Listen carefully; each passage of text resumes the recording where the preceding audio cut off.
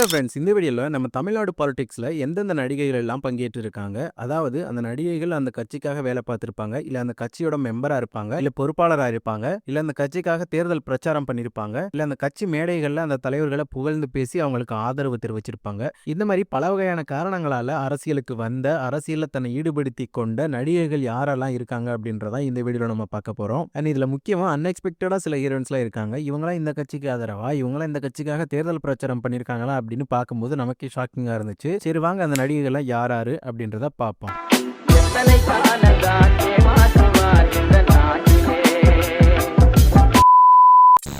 First one, தமிழ்நாட்டின் இரும்பு பெண்மணி டாக்டர் ஜே ஜெயலலிதா அம்மா. இவங்களை ஒரு காலத்தில் எல்லாருமே சினிமாவில் பார்த்து ரசிச்சிருந்தாலுமே அரசியலுக்கு வந்ததுக்கு அப்புறமா ஒரு அம்மாவை தான் பார்க்க ஆரம்பிச்சாங்க. 1960 70 வரைக்கும் சவுத் இந்தியாஸ்லேயே இருக்க ஒரு பெஸ்ட் லீட் ஆக்ட்ரஸ்னா அது ஜெயலலிதா அம்மா அவர்கள் அப்படின்ற மாதிரி பேர் எடுத்திருந்தாங்க. 120க்கும் மேற்பட்ட படங்களை நடிச்சிருக்காங்க. முக்கியமாக எம்ஜிஆர் சார் கூட சேர்ந்து நடிச்ச எல்லா படங்களுமே உங்களுக்கு ஹிட்டு தான். 1000 நிலவேவா, 1000 நிலவேவா, 1000ல் ஒருவன், வெண்ணிற ஆடை, அடிமை பெண், பட்டிக்காடா பட்டணமா, இந்த மாதிரி பல படங்கள் சொல்லிக்கிட்டே போகலாம். இப்படி படங்களே அவங்க நடிச்சிட்டு இருக்கும்போது எம்ஜிஆர் அவர்கள் கட்சி தொடங்கி முதலமைச்சர் ஆகிறாரு. அதுக்கப்புறமா அந்த கட்சியில் போயிட்டு ஜெயலலிதா அவர்கள் வந்து ஜாயின் பண்ணி அந்த கட்சியில் ஒவ்வொரு பொறுப்பாக பதவி வகித்து அவருடைய இறப்புக்கு பின் அந்த கட்சியோட தலைமை பொறுப்பை ஏற்று பல பிரச்சனைகளை கடந்து 1991 ஜெயலலிதா அவர்கள் சீஃப் மினிஸ்டராக ஆகுறாங்க தமிழ்நாட்டுக்கு. மக்களால் நான், மக்களுக்காகவே நான். 1991 2016 வரைக்கும் கிட்டத்தட்ட 14 வருஷம் அவங்க சிஎம் இருந்திருக்காங்க. அண்ட் இந்தியாவிலேயே தன் பதவி காலம் இருக்கும் போதே இறந்து போன முதலமைச்சர் இவங்க. அம்மா உணவகங்கள், அம்மா உப்பு, அம்மா சிமெண்ட், அம்மா மருந்தகங்கள், இது போன்ற திட்டங்கள் எல்லாம் வரும் என்று நீங்கள் எதிர்பார்த்தீர்களா? Second one, actress Simran. என்னது, சிம்ரன்லாம் அரசியல் கட்சியில் இருந்தாங்களா? கேட்கும் போதே ஆச்சரியமா இருக்குல்ல? சொல்றேன் கேளுங்க. தமிழ் சினிமால கிளாமர் டான்ஸ் அண்ட் ஹோம்லியான லுக் இது ரெண்டுமே இருக்கிற முக்கியமான ஒரு நடிகைனா அது சிம்ரன் அவர்கள் தான். தமிழ் சினிமாவோட முக்கியமான நடிகர்களா இருக்கக்கூடிய ரஜினி, கமல், விஜய், அஜித், சூர்யா இவங்க எல்லாரோடையுமே படங்கள்ல நடிச்சிருக்காங்க. 90s டைம்ல கொடிகட்டி பறந்த ஹீரோயினா அது இவங்க தான். அந்த அளவுக்கு இவங்களுடைய சாங்ஸும் சரி, இவங்களோட ஆக்டிங் சரி, தமிழ் மக்கள் அப்படி கொண்டாடினாங்க.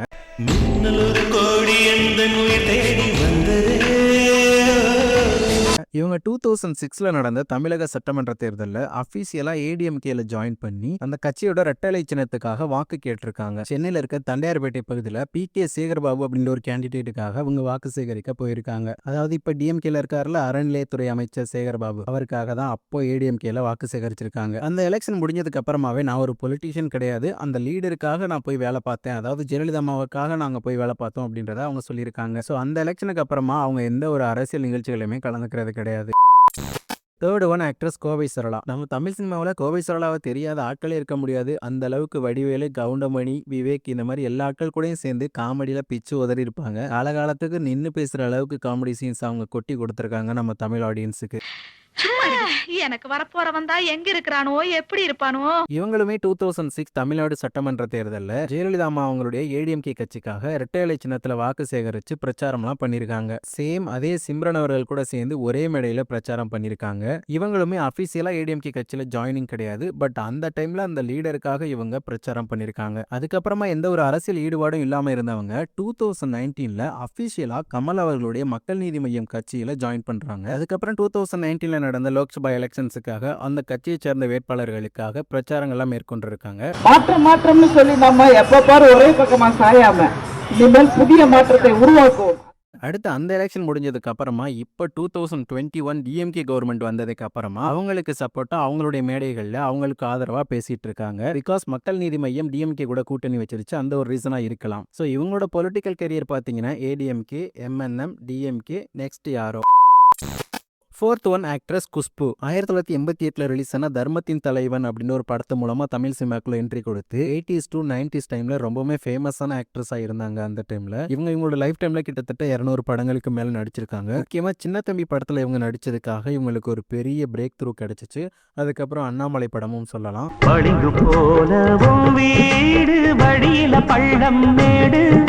எப்படி சினிமாவில் நல்லா நடிச்சிட்டு இருந்தவங்களுக்கு திடீர்னு ஒரு நாள் அரசியல் ஆசை வருது. ஆசை வந்த உடனே இவங்க போய் சேர்ந்த முதல் இடம் என்ன தெரியுங்களா? திராவிட முன்னேற்ற கழகத்துல. அந்த டைம்ல முதலமைச்சராக இருந்த கலைஞர் அண்ட் துணை முதல்வராக இருந்த ஸ்டாலின் அவர்களோட முன்னிலையில சில பெண்களோட போயிட்டு ஜாயின் பண்ணாங்க அந்த பார்ட்டியில. கண்டிப்பா டெலிவிஷனும் அல்லது சினிமால தொடர்ந்து நடிச்சுட்டே இருப்பேன். as far as jackpot is concern அதை பத்தி என்ன முடிவு பண்ணல. திமுகவுக்கு இன்னொரு கவர்ச்சியான பெண் பிரமுகர் கிடைத்து விட்டார். ஜாயின் பண்ணதுக்கு அப்புறமா அந்த கட்சிக்காக ஒரு 4 வருடங்கள் வேலை பார்த்தாங்க. அப்புறம் 2014ல திமுகவுல இருந்து விலகி காங்கிரஸ் கட்சியில ஜாயின் பண்றாங்க. ஜாயின் பண்ண உடனே இவங்களுக்கு நேஷனல் ஸ்போக் பர்சன் அப்படின்ற ஒரு பதவியும் கொடுக்குறாங்க. அந்த கட்சிக்காக இவங்க ஒரு பேச்சாளரா பிரச்சாரங்கள் மேற்கொண்டுட்டு இருக்காங்க. கீழே இறங்கி ஒவ்வொரு தெருமுனைக்கு போயிட்டு மக்கள் சந்திச்சு நான் வந்து உழைக்க போறேன். நான் தனியா என்னால செய்ய முடியாது. என்னுடைய கோடிக்கணக்கான காங்கிரஸ் பீப்புள் ஒர்க்கர்ஸ் இருக்கிறாங்க. அவங்களுக்குள்ள ஒருத்தியாக நான் கீழே இறங்கி வேலை செய்ய போறேன். 2014ல இருந்து 2020 வரைக்கும் காங்கிரஸ் கட்சியில பயணிச்சதுக்கு அப்புறமா 2020ல காங்கிரஸ் கட்சியில இருந்து விலகி சேம் அதே இயர்லயே பிஜேபியில போயிட்டு ஜாயின் பண்றாங்க. ஜாயின் பண்ணின நெக்ஸ்ட் இயரே 2021 தமிழ்நாடு சட்டமன்ற தேர்தல் வருது. அதுல 1000 விளக்கு தொகுதியில பிஜேபி சார்பா இவங்க ஒரு கேண்டிடேட்டா போட்டி போடுறாங்க. அதுல இவங்க லூஸ் பண்ணிடுறாங்க. அதுக்கப்புறம் 2025ல தமிழ்நாடு பிஜேபி பார்ட்டியோட வைஸ் பிரசிடென்ட்ல ஒருத்தவங்களா இவங்களை அறிவிக்கிறாங்க. அண்ட் நேஷனல் எக்ஸிகியூட்டிவ் கமிட்டி மெம்பராகவும் இருக்காங்க பாரதிய ஜனதா கட்சியில. 2020ல இருந்து இப்போ வரைக்குமே பிஜேபி கட்சியில பயணிச்சிட்டு இருக்காங்க.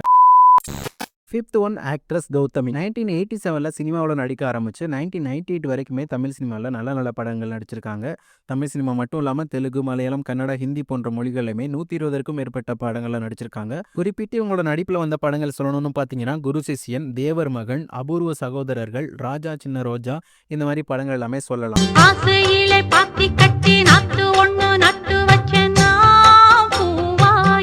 இப்படி படங்களெல்லாம் நடிச்சிட்டு இருந்து கொஞ்சம் கொஞ்சமாக வாய்ப்புகள் குறைய ஆரம்பிச்சதுக்கு அப்புறமா பொலிட்டிக்ஸ் போகலாம் அப்படின்னு முடிவு பண்ணி 1997ல பிஜேபியில் போயிட்டு ஜாயின் பண்ணுறாங்க கௌதமி அவர்கள். ஜாயின் பண்ண உடனே பிஜேஒய்எம், அதாவது பாரதிய ஜனதா யுவா மோர்ச்சா அப்படின்ற பாரதிய ஜனதா கட்சியோட யூத் விங்ல வைஸ் பிரசிடென்ட்டா இவங்களுக்கு ஒரு போஸ்டிங் கொடுக்குறாங்க. இவங்க அடல் பிகாரி வாஜ்பாய் அவங்களுக்காக ஆந்திரா, கர்நாடகா, தமிழ்நாடு போன்ற 3 ஸ்டேட்கள்லையுமே கேம்பெயின் போயிருக்காங்க. இந்த மாதிரி பயணிச்சுட்டு இருக்கும்போது அவங்க பிரெக்னென்ட் ஆகுறாங்க. அப்புறம் கொஞ்ச நாள் அந்த பொலிட்டிக்கல் கரியர்ல இருந்து கொஞ்சம் பிரேக் எடுத்துக்கிட்டு அவங்க டாட்டர்லாம் பிறந்ததுக்கு அப்புறமா 2017ல பேக் டு பிஜேபி வந்து 2021 எலெக்ஷன்ஸ்ல ராஜபாளையம் சட்டமன்ற தொகுதியோட இன்சார்ஜா இவங்க ஒரு போஸ்டிங் வகிச்சு அதை கவனிச்சிட்டு இருக்காங்க. அடுத்ததா 2023ல கௌதமி அவங்களுடைய சொத்தை ஏமாத்தி வாங்கின ஒருத்தவனுக்கு பிஜேபி கட்சியில இருந்து உதவி பண்றாங்க அப்படின்றது இவங்களுக்கு தெரிய வரும்போது அந்த கட்சியில இருந்து 2023ல விலகுறாங்க. ஸோ 1997ல இருந்து 2023 வரைக்கும் பயணிச்சவங்க இந்த ஒரு இஷ்யூனால அந்த கட்சியில இருந்து விலகுறாங்க. விலகி அடுத்த வருஷம் 2024ல அண்ணா திராவிட முன்னேற்ற கழகம் எடப்பாடி பழனிசாமி அவங்களுடைய தலைமையில அந்த கட்சியில ஜாயின் பண்றாங்க. அந்த கட்சி இவங்களுக்கு டெபியூட்டி ப்ரொபகண்டா செக்ரட்டரி அப்படின்னு ஒரு போஸ்டிங்கும் கொடுக்குறாங்க. ஸோ அப்போல இருந்து இப்போ வரைக்கும் ஏடிஎம்கேல பயணிச்சிட்டு இருக்காங்க. 6th one actress Divya Spandana, இவங்களை வந்து ரம்யா அப்படின்னு அழைப்பாங்க. இவங்க ஒரு ஆக்ட்ரஸ், ஃபிலிம் ப்ரொடியூசர், பொலிட்டீஷியன், இந்த மாதிரி பல பதவிகளில் இருந்திருக்காங்க. இவங்க வேற யாரும் கிடையாது, நம்ம தமிழ் சினிமாவில் குத்து, பொல்லாதவன், வாரணமாயிரம், சிங்கம்புலி போன்ற படங்கள்லாம் நடித்த ஹீரோயின் தான் இவங்க.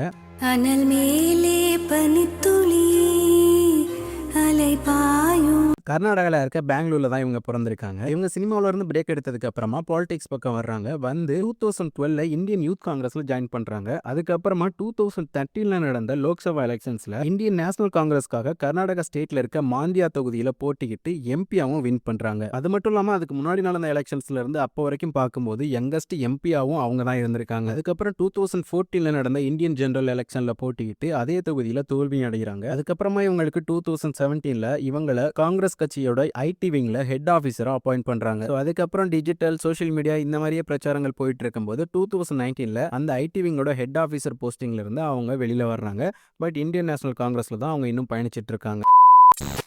7th one actress Radhika Sarathkumar 1978ல கிழக்கே போகும் ரயில் அப்படின்ற ஒரு படத்து மூலமா தமிழ் சினிமாக்குள்ள இன்ட்ரோடியூஸ் ஆகி அதுக்கப்புறம் பல மொழிகளில் 300க்கும் மேற்பட்ட படங்கள்ல நடிச்சிருக்காங்க. தர்ம தேவதை, நீதிக்கு தண்டனை, கேளடி கண்மணி, சூரியவம்சம், இந்த மாதிரி பல முக்கியமான படங்களையுமே நடிச்சு நல்ல பேர் வாங்கியிருக்காங்க தமிழ் சினிமாவில். சரி, அதை விடு. இந்த சம்பளம் ஒரு பிரச்சனை ஓவர். சம்பளம் கையில கொடுத்துட்டா பிரச்சனை முடிஞ்சிடுமா? இந்தாங்க, நீங்களே கையில வச்சுக்கோங்க. இந்த மாசம் லிஸ்ட் கொண்டு வரேன். ஒரு வெர்சடைல் ஆக்டரும் கூட இவங்க. எந்த கேரக்டர்னு கிடையாது, எதை கொடுத்தாலும் அவ்வளோ அக்யூரேட்டா சூப்பரா நடிச்சு கொடுப்பாங்க. இப்படி ஒரு வெர்சடைலான ஆக்ட்ரஸா இருக்க இவங்க இப்பவுமே சினிமாக்கள், படங்கள்ல நடிச்சுக்கிட்டு தான் இருக்காங்க. அதே சமயத்துல அரசியல் பயணத்திலயுமே பயணிச்சுட்டு தான் இருக்காங்க.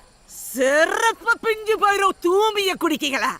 ஆற சொத்த ஆற கேக்குறத 1980களில் பார்த்தீங்கன்னா ராதிகா அதிகமான படங்கள் கலைஞர் அவர்களோட குடும்பங்கள் ப்ரொடியூஸ் பண்ணுற படங்களை நடிச்சிட்டு இருந்திருக்காங்க. இதனால அந்த குடும்பத்துக்கும் இவங்களுக்கு ஒரு நல்ல ஃப்ரெண்ட்ஷிப் இருந்திருக்குது. அந்த ஒரு ஃப்ரெண்ட்ஷிப் மூலமா இவங்களை வந்து அந்த கட்சிக்காக பிரச்சாரம் பண்ண சொல்லி அந்த கட்சியில இருந்து நிறைய பேர் கேட்டிருக்காங்க. அதனால இவங்க டிஎம்கேல 1980களில் ஜாயின் பண்ணி 89ல் அந்த கட்சிக்காக பிரச்சாரங்கள்லாம் மேற்கொண்டு பல மேடைகளில் பல பிரச்சாரங்கள்ல பேசியிருக்காங்க. இவங்களுடைய பிரச்சாரமா என்னன்னு தெரியல, அந்த இயர் எலெக்ஷன்ல டிஎம்கே கவர்மெண்ட் சூப்பரா வின் பண்றாங்க.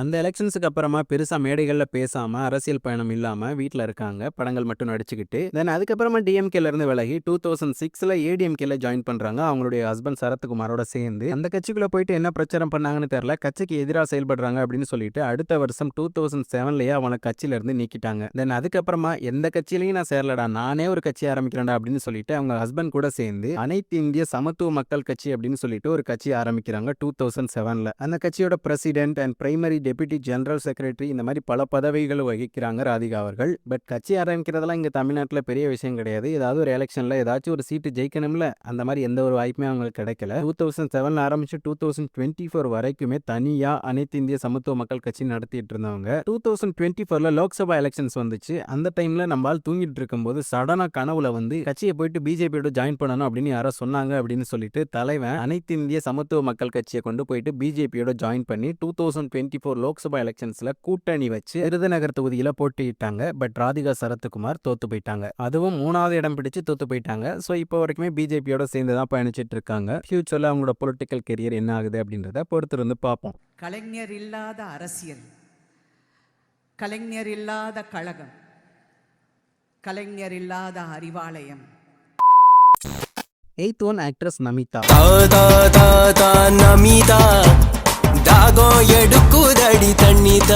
இவங்களோட பொலிட்டிக்கல் கெரியரை பொறுத்த வரைக்குமே ஃபர்ஸ்ட் டைமா 2016ல் அண்ணா திராவிட முன்னேற்ற கழகம் அப்படின்ற ஒரு கட்சியில ஜெயலலிதா அவங்களுடைய முன்னிலையில இவங்க ஜாயின் பண்றாங்க.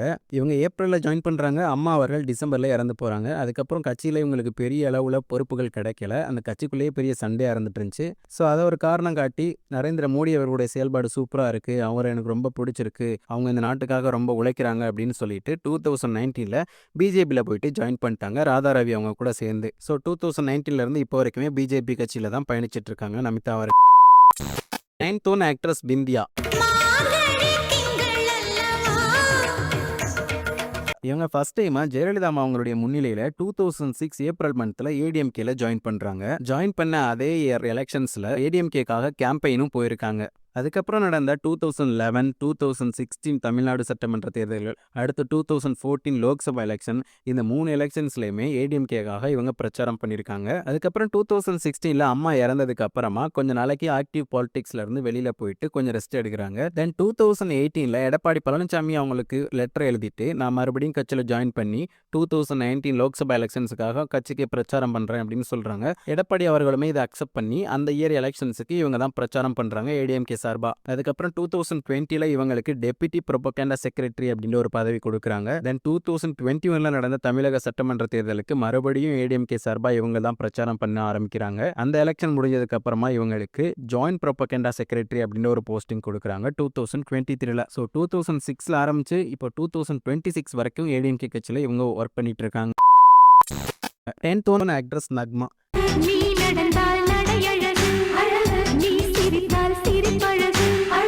இவங்க முதல்ல 2004 அன்னைக்கு இந்தியன் நேஷனல் காங்கிரஸ் கட்சியில ஜாயின் பண்றாங்க. இவங்களுக்குன்னு இருந்த ஐடியாலஜி அப்படின்னு பாத்தீங்கன்னா மதச்சார்பின்மை, ஏழைகளுக்காக பாடுபடுவது, அவங்களுக்காக நலத்திட்ட உதவிகள் செய்வது, அதுக்கப்புறம் பாத்தீங்கன்னா மைனாரிட்டி ரைட்ஸ், சிறுபான்மையினர் மக்களின் உரிமைகளுக்காக போராடுவது, இப்படின்ற மாதிரி கொள்கைகளை அடிப்படையா வச்சுக்கிட்டு தான் அவங்க இந்தியன் நேஷனல் காங்கிரஸ்ல ஜாயின் பண்ணிருக்காங்க. 2004ல இருந்து காங்கிரஸ் கட்சியில பயணிச்சுட்டு இருக்கவங்களுக்கு 2014ல தான் லோக்சபா எலெக்ஷன்ஸ்ல ஒரு சீட் கொடுக்குறாங்க மீரட் தொகுதியில. பட் அவங்க டெபாசிட்ல இருந்து தோத்து போயிடுறாங்க. அதுக்கப்புறமா நக்மா அவர்கள் அந்த காங்கிரஸ் கட்சியோட ஒரு ப்ராமினன்ட் கேம்பெயினரா மாறுறாங்க. பீகார், ஜார்க்கண்ட் இந்த மாதிரி பல ஸ்டேட்கள்லையுமே அங்க நடந்த தேர்தல்லையுமே போயிட்டு காங்கிரஸ் கட்சிக்காக கேம்பெயினும் பண்ணிருக்காங்க. முக்கியமா infrastructure development, education, farmer issues இந்த மாதிரி பல விஷயங்களுக்காக குரல் கொடுத்து கேம்பெயின் பண்ணிருக்காங்க. காங்கிரஸ் கட்சியில முக்கியமான செயல்பாடுகள், பிரச்சாரங்கள்லாம் இவங்க மேற்கொண்டு நல்ல ஒரு ஆளா இருந்தாலுமே எந்த ஒரு நாடாளுமன்ற பதவியிலுமே இவங்க இது வரைக்கும் இருந்ததே கிடையாது, வின் பண்ணது கிடையாது. 2004ல இருந்து இப்போ வரைக்குமே இவங்க காங்கிரஸ் கட்சியில ஒரு முக்கிய பிரமுகரா இருக்காங்க, எந்த ஒரு பதவியுமே இல்லாம. ஐ திங்க் மேடம் சோனியா காந்திக்கு ராகுல் காந்திஜிக்கு இதெல்லாம் தெரியும். அவங்க டெஃபினட்டாக சீக்கிரமாக இது முடிவு எடுக்கிறாங்க. அவங்க எடுத்துட்டு தான் இது எலெக்ஷனில் we will go into elections. 11th one actress Devayani.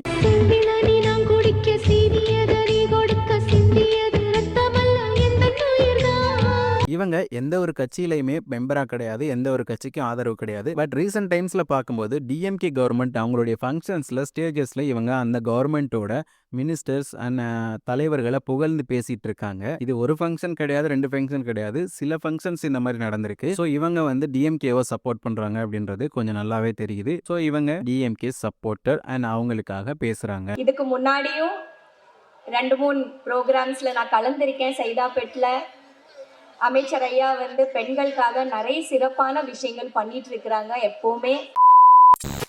12th one comedy actress art. இவங்க அஃபீஷியலாக ஏடிஎம்கேல ஜாயின் பண்ணி 2016 எலெக்ஷன்ஸில் ஏடிஎம்கே கட்சிக்காக பிரச்சாரங்கள் மேற்கொண்டிருக்காங்க. அந்த டைமில் தமிழ் சினிமாவில் சின்ன சின்ன நடிகர்களாக இருக்க நிறைய பேர் ஏடிஎம்கேக்காக வாக்கு சேகரித்து பல பிரச்சாரங்கள் மேற்கொண்டுட்டு இருந்தாங்க. அந்த வகையில் ஆர்த்தி அவர்களுமே ஏடிஎம்கேக்காக பிரச்சாரம் பண்ணியிருக்காங்க அந்த இயர் எலெக்ஷனில்.